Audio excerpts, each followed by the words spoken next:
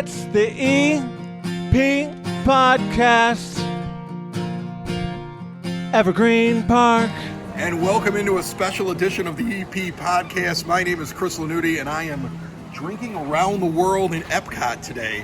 I still have to make the podcast, even though I'm on vacation in Disney with the kids. It's been a spectacular vacation. I'm actually going to have them on, I think, the next episode to talk about how much fun they had and all the great, crazy rides. Although we may get them in during the break in the middle of the show. Got great guests today. Got the mayor coming on next week. This episode of the EP Podcast brought to you by OSF Healthcare, Little Company of Mary Medical Center. Your care of mind, body, and spirit, their number one priority, with expert providers offering technologically advanced services through an acute care hospital, a cancer center, and 16 satellite facilities in the Chicago area. OSF Healthcare, Little Company of Mary Medical Center. I want to say my highlight was I got to fly the Millennium Falcon. I did it 3 times. I was like a child. It was incredible.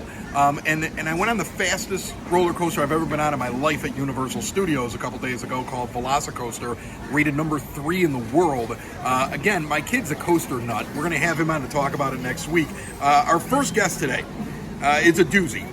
And we're going to have a lot of fun today. I want to say the second guest of the show is going to be over at the American Legion. We haven't visited with them in a while. They got a big event coming up. Make sure you stick through the entire show, and pardon the sound quality as we do this on the phone today. But here we go. The rest of the show's not on the phone, trust me. But our first guest, brought to you by Porter Cullen's at 99th and Clifton Park. Evergreen Park's local gem. Cold drinks, fresh food, warm Southside vibes. They got a pairing menu. They are a great place to go hang out this summer. They have this incredible patio out there. I don't know if it has a view like this, though. This is my first drink around the world. It is an avocado margarita. I figured it was better to start in Mexico than end here, right? It might have killed me if I would have done that. We'll end in Canada. That'll probably be tamer. We'll check in along the route on this episode of the EP Podcast. Enjoy. The EP Podcast, found everywhere podcasts can be found, and always at theeppodcast.com.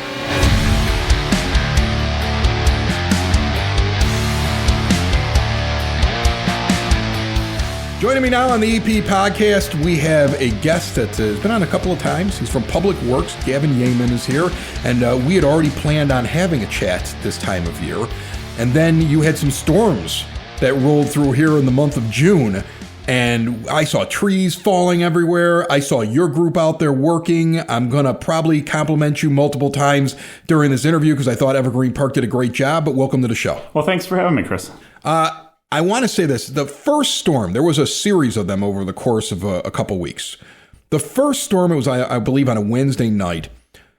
It was, I want to say it had to be a microburst. Like the winds felt like we were dealing with a tornado. And it just kind of came through. I remember it was like a shelf coming towards us because I was looking to the west from my place and I could see it come and you could feel the wind as it hit. As soon as that had passed, and I think we got hit again later that night, I had to go down 99th Street to get my son someplace. So I got my 18-year-old with me. I get to 99th and Central Park. This thing has just happened. There's already a crew out there with a tree that's going across the street. The reaction was so quick. Why was that? Well, we watch forecasts and we see that there's storms coming. So kind of ahead of time, we have people that we know are willing to respond. In that case, we saw the storm coming and we actually just started calling people in before the storm before we knew what damage we even had. So we actually had people responding already before to even like help with the assessment of the damage. And I think the other interesting thing was to go into other areas, go into Chicago, go into other suburbs here on the south side. I saw trees that were across sidewalks well past Evergreen Park, cleaning them up. I saw trees sometimes that were from an easement that are clearly the villages or the city's trees. They're not on the property of the owner, that had fallen onto their property that were still laying there. But you guys went after those right away. It's almost like you knew how to prioritize it and then you just got at it. Is that something that you guys think about in advance? Like at some point this year, there may be a big storm and we may need to have these things to shred the trees and get through it. Like it seems like there's a plan of action in place for if you ever get hit with something like that. There is, but I think in this situation, I'd just give credit more to our actual staff that this is their moment to shine. They treat it like we do snowstorms as well. So it's not hard to get the guys motivated for a cleanup like this. They know that this is like the big game and this is their time to go. It's like they're going to war. Like they're ready to go. Exactly. Yeah. So it's really almost like we prioritize and we send the crews, but they're the ones getting the work done, and they're the ones that are just killing it out there, and we're just prioritizing and telling them where to go next, but they're just knocking it out. I get that. I did 911 dispatch, and there were times where I actually was like, give me the busy band on the busy day. Give me the difficult radio band. Give me this when there's a massive snowstorm coming in, because that's your chance to basically be like, I can do this, and let's go. You get a little amped up. So it's interesting to hear that they were amped up. That's exactly right. They just know when it's time to go, and then they just perform. That's awesome. A quick question about that though, and I'm curious your thoughts on it, because you have been on the show before talking about tree plants. There's a lot that Public Works does. So we're going to get into more than just those storms, but 99th Street, I lived on that street for 20 years. I know that with the power lines running along on 99th that are servicing all the houses, ComEd comes along and they trim those trees. But then those trees are almost like leaning to one side. It seems like the storm that added to the amount that went down. Can you talk about that, and what do you do in the future when you replant? Yeah, that's the utility trimming that ComEd has to do for their lines. It definitely kind of makes the trees a little more susceptible to things like this when forces are not coming their typical direction, when they're twisting. And so you're going to probably see more failures on a utility pruned tree like we have on 99th Street.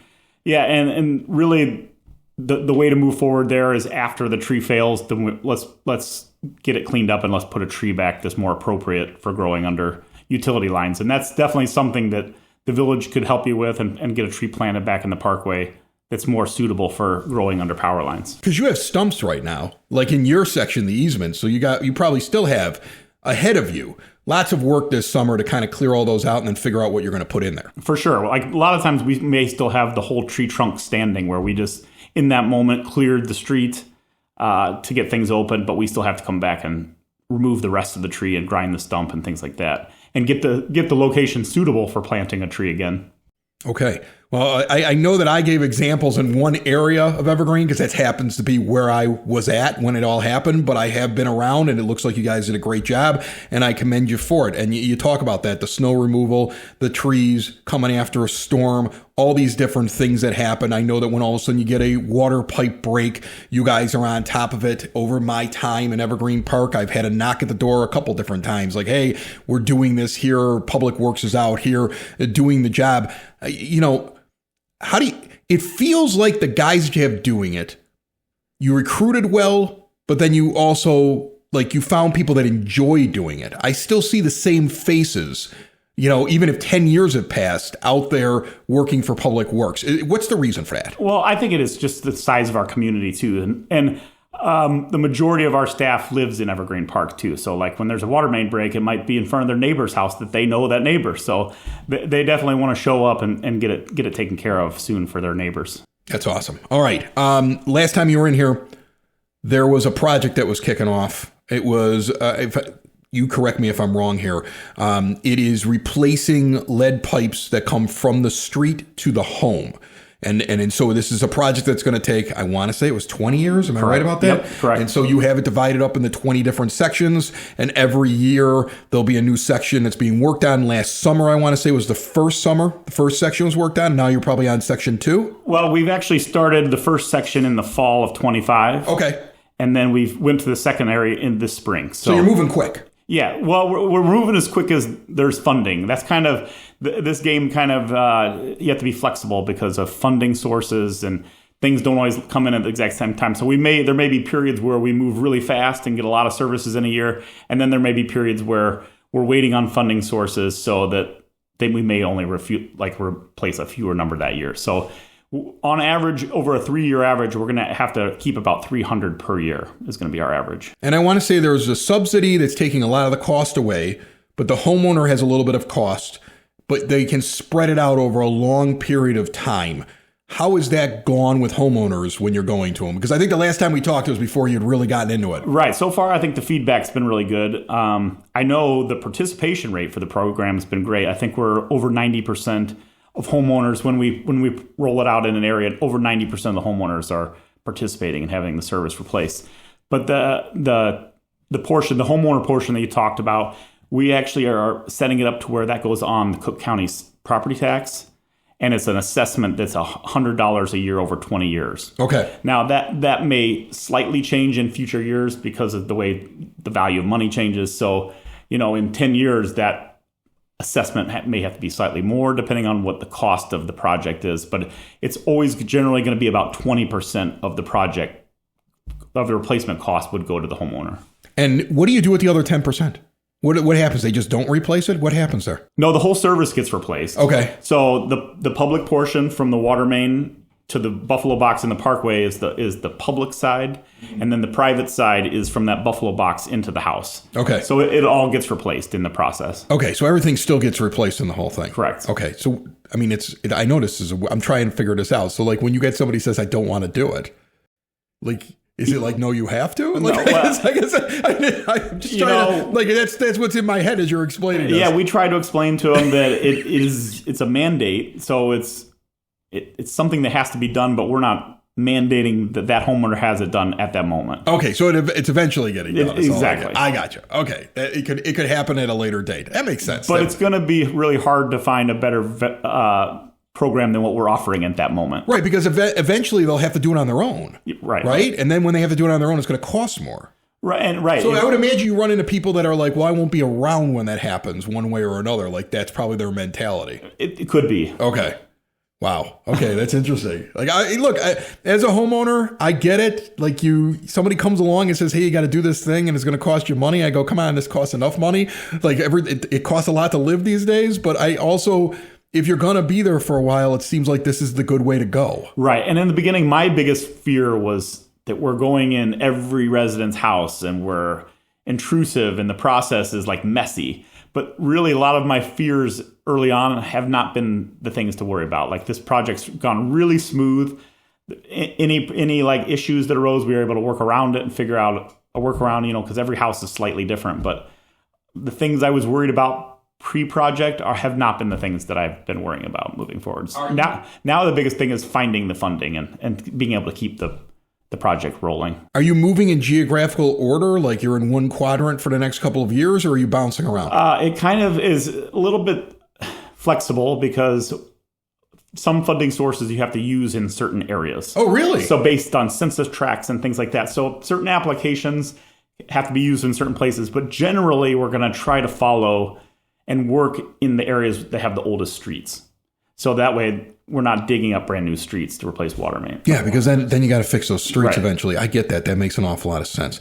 All right, so we covered the lead thing. You guys did a great job with the storms that came in. I know Public Works has to do a lot of work when it comes to these events. I mean, 4th of July parade, even probably the food trucks in the park that's coming up, picnic in the park. Like, is summer the busiest time for you, or is it still winter because of the snow? It's every time. Every time I say, "Oh, wait till this next season, we'll get to slow down." It never happens. Well, when we were setting this up, it was so funny. I reached out to Stacy Schubel over at the mayor's office, and I was like, "Hey, what do you think about Public Works?" And she's like, "He's so busy." And you got right to me within like a day, which was, but I think everybody looks at you and goes, "Man, that guy's always moving." Well, you can't slow down, or it just piles up, So, yeah, but this time of year is always busy because of the parade, and the normal things don't stop just because you have to set up for a parade. Just because you have to set up for a parade.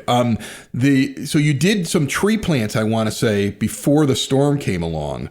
Do you now, like, I remember we've talked about this before. You have like a set amount that you're able to put in. And if somebody calls up and says, "Hey, I'd like a tree here," you guys come out and take a look at it, and it's your tree. It's your tree, and you're putting it in for the homeowner in that section of the easement. Does priority now go to replacing these other ones, or does it take a while for it to be ready for those to be replaced? There is a little time to remove the tree and grind the stump and get the parkway ready. So it might not be able to happen immediately, but certainly if a resident had lost a tree in a storm, just like any resident, they can contact us and express their interest in planting a tree, and then the arborist will reach out with them and work with them on what the best tree would be in that location would be. Any big projects? Anything coming up I should know about? Well, we have the lead service always going. That's going to be going for the next like you said, 20 years. Right. So this fall, we're tentatively thinking we're going to roll this into a new area in Northeast that's north of 91st. That's subject to change, like I said, if a different funding source becomes available and we want to do that. But that's most likely where we're looking to move this fall. And then that would be queuing up for our 2027 replacements. What else do we have? We've got a tree trimming project coming to Southwest and Southeast this fall. So it's everything in the village that is south of 99th Street. Okay. So a little bit of Southeast and a little bit of Southwest. And then you have something going on with the alleys, right? Yeah, we've kind of focused in on the alleys a little more. Evergreen's got a very unique alley system. Like, I grew up in Chicago. I haven't lied about that ever on this show. Like, I've been in Evergreen for several decades, but I grew up at 80th and Spalding, in the Ashburn neighborhood. And like, those are city alleys. When I came to Evergreen, I was like, what is this? There's grass, there's gravel, there's trees. People seem to set up and have parties with their neighbors back there. Like, I mean, like, are these even functioning alleys? So what does the village do with those alleys, and how do they view them right now? We've kind of put a little renewed focus on the alleys. So one thing we did last year, and this is year number 2, is we've contracted a landscaper to cut the alleys, the grass in the alleys twice from the year. Okay. The first cutting's like around the end of May, and then a second cutting is in August. Last year it worked pretty good, but we had a kind of a dry year. So this year we're working on the first cutting. They're finishing that up now, but even some of the stuff they've already cut is starting to look, with all this rain, is starting to look pretty long. So we may have to kind of supplement that with our in-house staff. But beside the grass cutting, we also have a new initiative to try to improve the alleys. There's a program where the village will actually help defer some of the cost if the homeowner removes kind of like a nuisance tree that's growing in the fence or just on private property that kind of extends out into the alley. Something that's blocking some of the alley, or it shouldn't be out there, but it is on their property. Right. Something that might have kind of got away from them as a weed, and now it's growing into a tree. Right.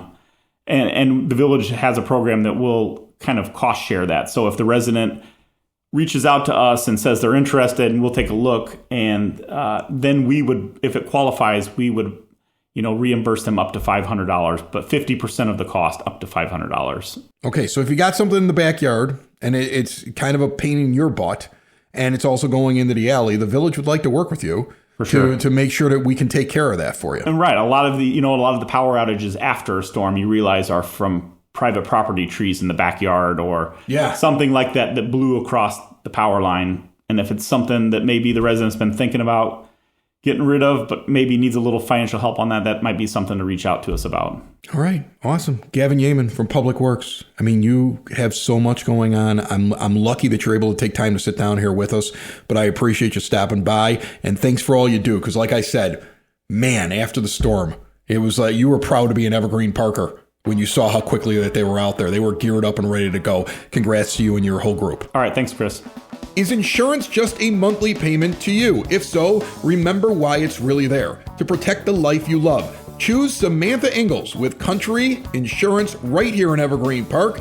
She cares about the people of EP, and she'll take the time to get to know you so Samantha can help protect you and your family. Choose a company that sees you as more than a policy number. When you work with Samantha Ingalls and Country Insurance, you get more out of your insurance, more personalized home and car coverage to protect what matters most to you, more guidance without all the industry jargon, and more confidence that a real person will show up if something goes wrong. Call Samantha at 773-937-2024 to get a quote today.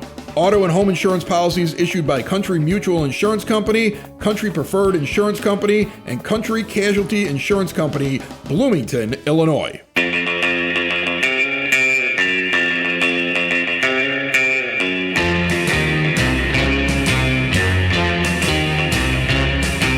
podcast going around the world in EPCOT. Seriously, this was recorded last night. I'm in Japan. I believe in having sake, and it's now time for the EP podcast Word on the Street, brought to you by Spoken Vine, Wine Bar and Bottle Shop, northeast corner of 95th and Kedzie. A great array of wines. They're open for lunch. They got amazing small plates, especially for dinner. Date night is at Spoken Vine. Check out all of their wine tasting events and everything they're doing at SpokenVineWines.com. Picnic in the Park is coming up on July 23rd. That is the Food Truck Festival. Last couple of years, mark your calendars, the 5th annual Food Truck Festival, Klein Park, July 23rd, 5 to 8 p.m. New and returning food trucks will be on site. There'll be a DJ, beverage sales supporting the Evergreen Park Food Pantry. Thank you to their sponsor, Evergreen Smiles Dental, for helping make that happen. The Farmers Market is open still, 89th and Kedzie at Yukich Field, Thursdays, 8 a.m. until 1 p.m. through October 29th. Kids can stop by between 10 a.m. and 12 p.m. and make patriotic windsock craft. The market is brought to you by the Office of Citizen Services, and the Youth Department is having a kayaking field trip to Lake Catherine. Participants will develop their kayaking skills on roughly 1 mile lake. All levels of skill welcome. Trained staff will lead the lesson. Safety equipment will be provided. Fee is $30, includes lunch. Ages 10 to 17. Drop off at the community center. Get all information at 3550 West 97th Street. Second guest, big event coming up here at the American Legion. I can't wait to talk about this trip with you. Honestly, I recorded this last night. Enjoy the second half of the EP podcast anywhere podcasts can be found, and always at the EPPodcast.com. Cheers.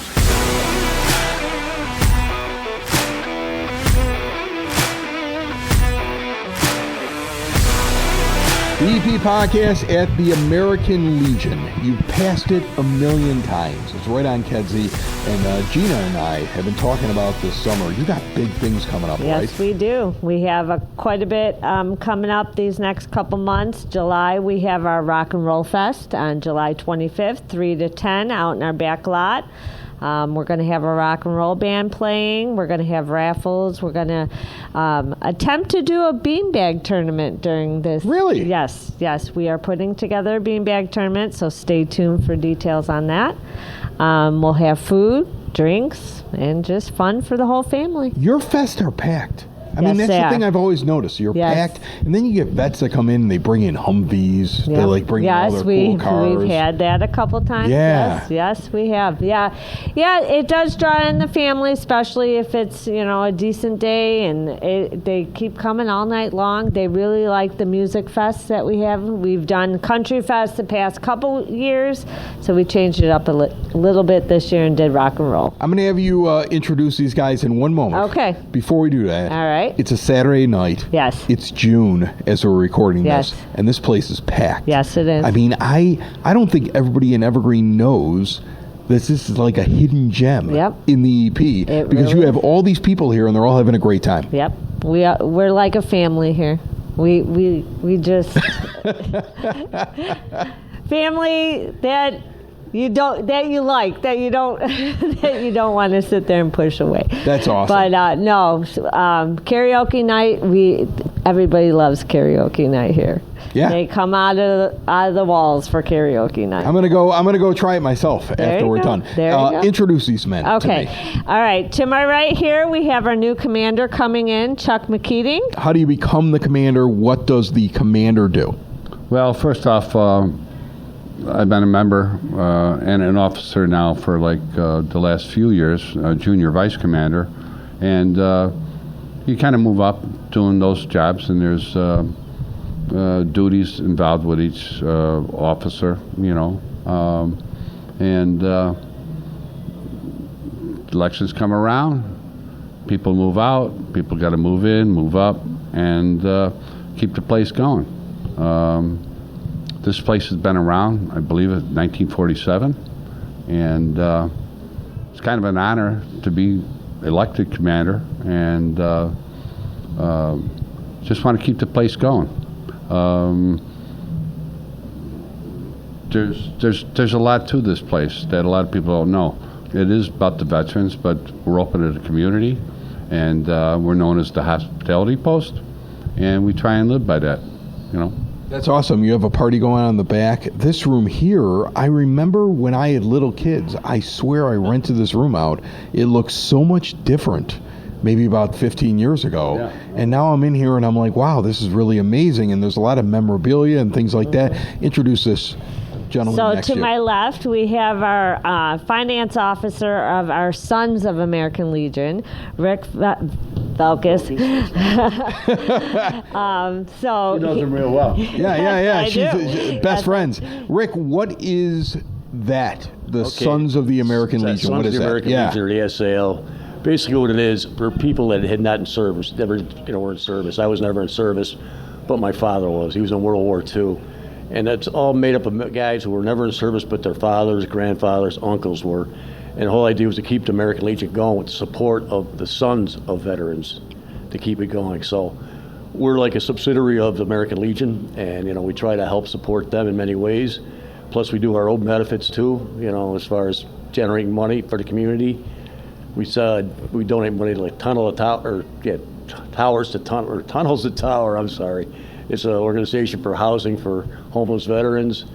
We benefit. We help out Christmas Without Cancer, another local community organization, and we do a lot of like benefits, or not benefits, but help people out, like individuals in the community, whether they're sick, cancer patients, or just down on their luck, out of work and stuff like that. I'm not talking huge dollars, but we do help people out in the community too, which we try to do. I find this really interesting because you would think, okay, fine, you have vets who have served, and thank you for your service, but they have an inner circle. I have friends of mine who served. I have friends of mine who are in the Army, in the Air Force. I got a friend of mine in Space Force, which is amazing to me, and a couple of friends in the Marines.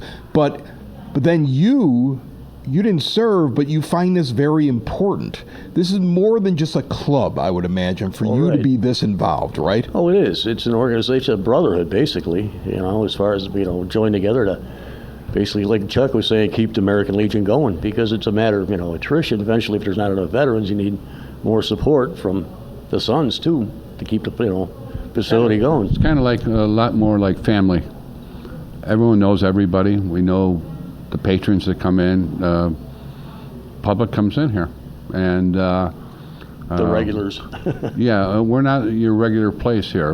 We do have a bar. We have a hall. Functions come through here. We're about the community, and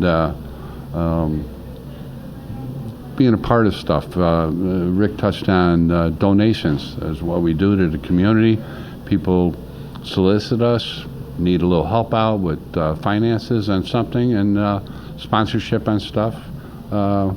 We have a basketball league that comes in here, and they come around and. Money's for a good cause. We weigh these things at meetings that we have, and we want to spend our money the best way we can, in the community.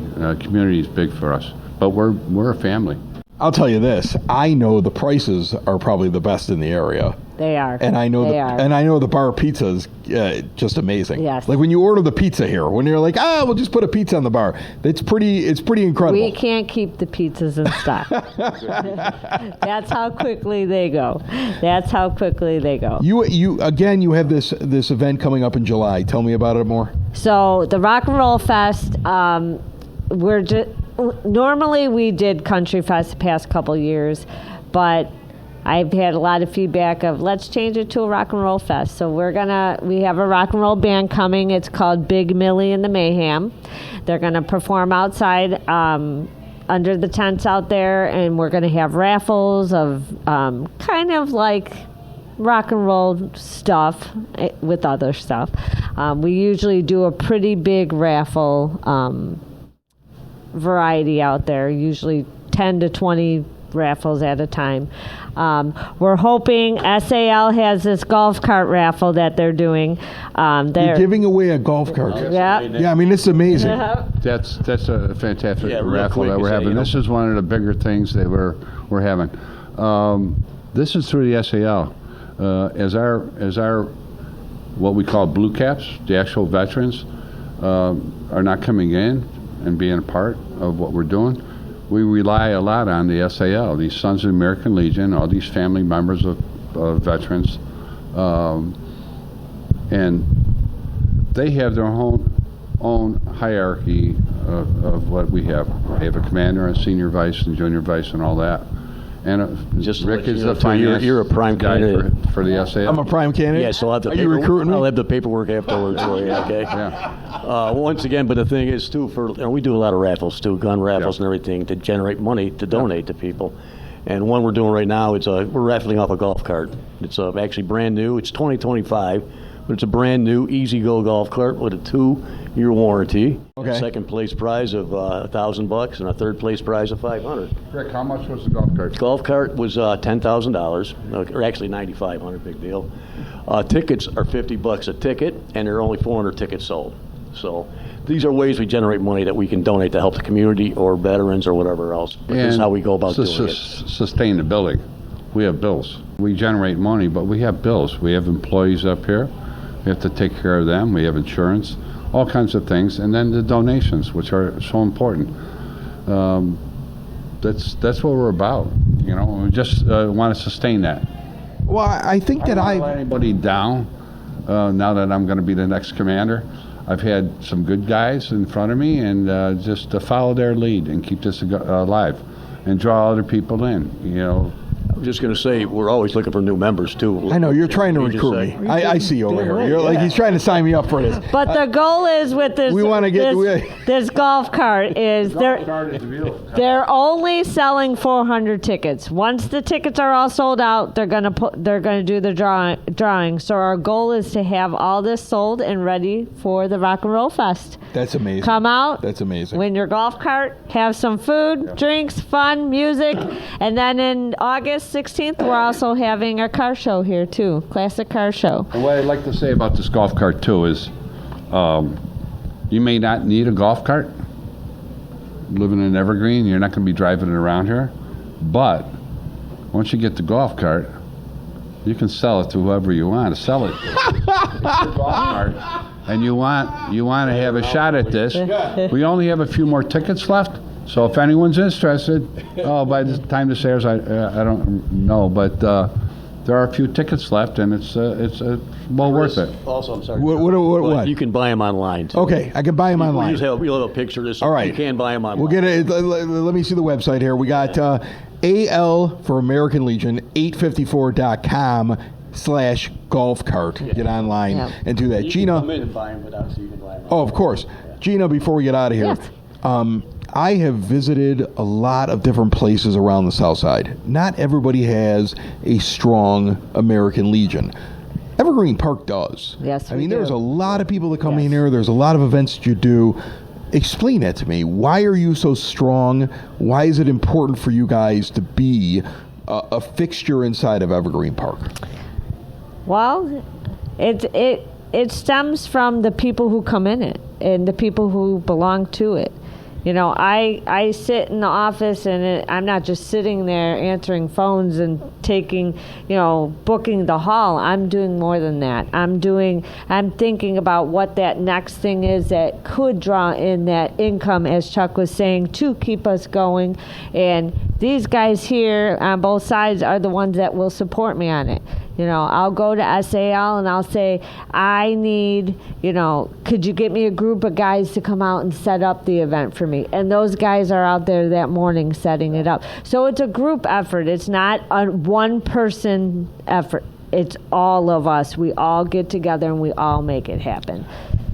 Chuck, America 250. You served this country. Yes. Is it big to you, this 250th anniversary? It is big to me. I've watched a lot of documentaries recently on the Revolutionary War. I know enough about the Civil War. And I just came back from South Carolina, Charleston, and I had no idea how big a part that played in America and the growth. I learned the British were here 150 years before we even started our revolution against them. In Charleston, South Carolina, there's so much revolutionary and Civil War history that I had no idea. My daughter, I took her for her 30th birthday down there, and Fort Sumter's down there, the Yorktown's down there, parked off there. but the history is just tremendous. That's the early part. We're 250 years later. Our democracy at times looks like it's being challenged. We have to stay strong. You know, it's about our Constitution and all the wars that we fought and all the people that gave their last breath for our freedoms and our liberties and our democracy.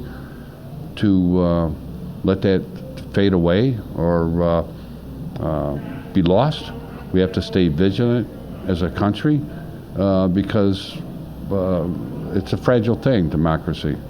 So I think that's it's important to remember that.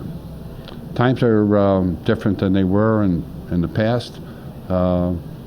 We can't forget. We always have to remember how we got where we're at. You know, and I never knew I was so patriotic until I don't know when, but I don't know. You know, I've gotten a little bit more as I've gotten older. I've seen more things. I've lived more. I've talked to a lot of people. Being American is an important thing. I've always told people if you travel out of the country for an extended period of time, you cannot wait to get back home and have a cheeseburger. Absolutely. The American Legion, Gina, what are you, about 97th and Kedzie? 9701 South Kedzie. We're open Monday through Saturday, 11 to 2 a.m., and Sundays, 11 to 12 a.m. And it's a great bar. It's got one of those horseshoe bars where you can talk to the person on the other side. I mean, Yep. like, you make friends when you sit in All here. around, Yeah, yep. I walked in, and about 5 people walked up to me I didn't even recognize or knew who I was. This is a great bar. It's one of the best places in Evergreen Park. Get out here. They got you got the machines out here. Yep. That's Pull great tabs. as well. And again, give me that date again for the Rock and Roll The Rock Fest. and Roll Fest, July 25th, 2026, from 3 to 10 p.m. You won't want to miss it. All right, get out here. Enjoy And it the at the car American show. Legion. Exactly. We will talk to you again as the year goes on. Thank you, all of you.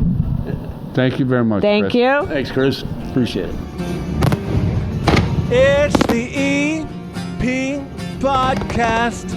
All things Evergreen Park. It's the EP Podcast. Evergreen Park.